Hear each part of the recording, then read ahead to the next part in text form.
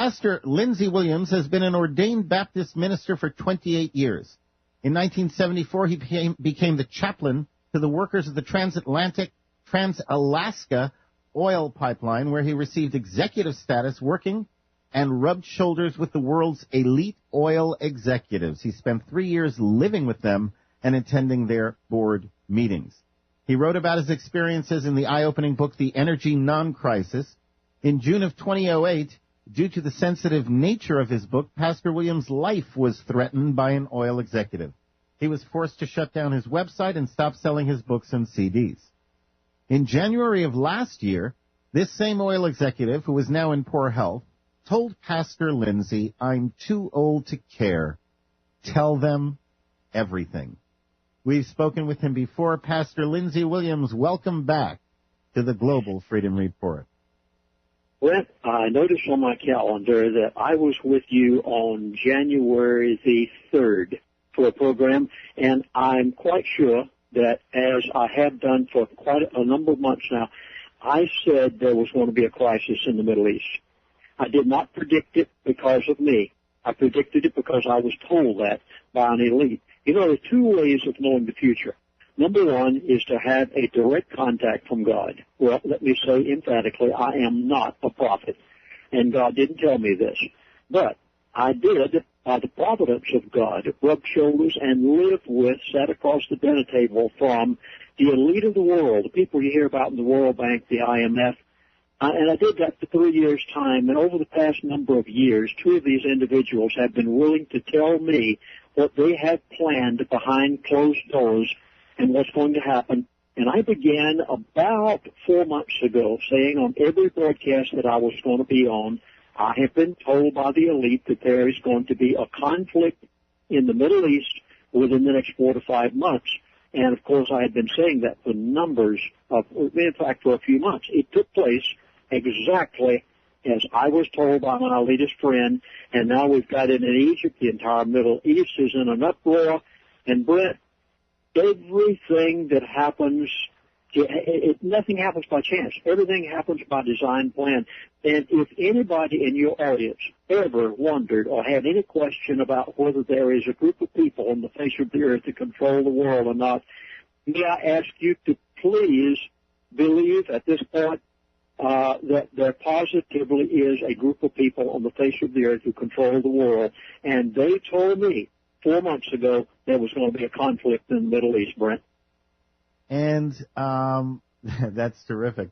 I want to throw the question of the day out to you, actually. I don't know if you heard it. The question we're asking today, and I'd be curious as to your response. The one thing that FDR, Franklin Delano Roosevelt, said that was in his worthless life that was worthwhile was, if it happens in politics, you can bet it was planned that way. Nothing happens by accident. Let me ask you, Pastor Lindsey, the question I'm asking our audience today. Who in the world do you believe represents today's greatest threat to freedom? The global elitists, there's no question in my mind.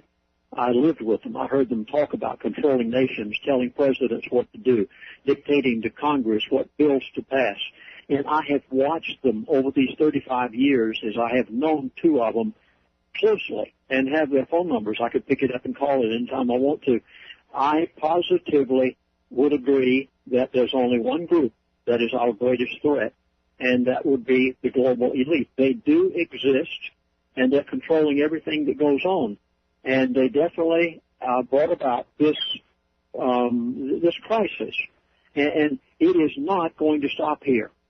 This is only the beginning of something that is so massive that if the average American had the slightest idea or knew what they have told me, you would listen on the edge of your chair through this entire broadcast, because they have told me everything that they're going to do through the year 2012, Brent. And that, by the way, is one of the reasons I have you back here. Last month when you were on, there were a couple of issues that we just didn't get to, and we're going to get to them today. But I also want to talk to you about this current I'm not even saying Middle East anymore because it's beyond that, but this whole Arab revolution thing, and we got some Chinese stuff going on I want to ask you about as well. Our guest is Pastor Lindsey Williams. Call him Pastor to the Global Elite. That's about as fair a designation as you can come up with. I want to ask you, let's start with the Arab thing. If you could shed any light on these uprisings, we've got Egypt, Yemen, Jordan, Algeria, Albania, Iraq. We got something going on in the Ivory Coast. It appears it all started out of Tunisia, and it already looks like the Egypt uprisings were at least planned in part by the U.S. and the U.K. So what can you tell us about, are all of these connected? Are these civil protests part of this global, there's going to be something in the Middle East? Or are they like an after effect, like maybe Tunisia was the planned one and everything else that's happened has been a domino effect? How do you analyze this situation based on what you know? About 5 months ago, a radio talk show host, whose name I will not mention, said to me, Chaplain, next time you're on the phone with one of these global elite, would you please ask them if there is going to be a war with Iran in the near future? Well, I did. I picked up the phone, called him one day, and I said, is there going to be a war with Iran? Now, he had told me 2 years ago when someone asked me the same question, is there going to be a war with Iran? He just laughed on the phone. I'll never forget it.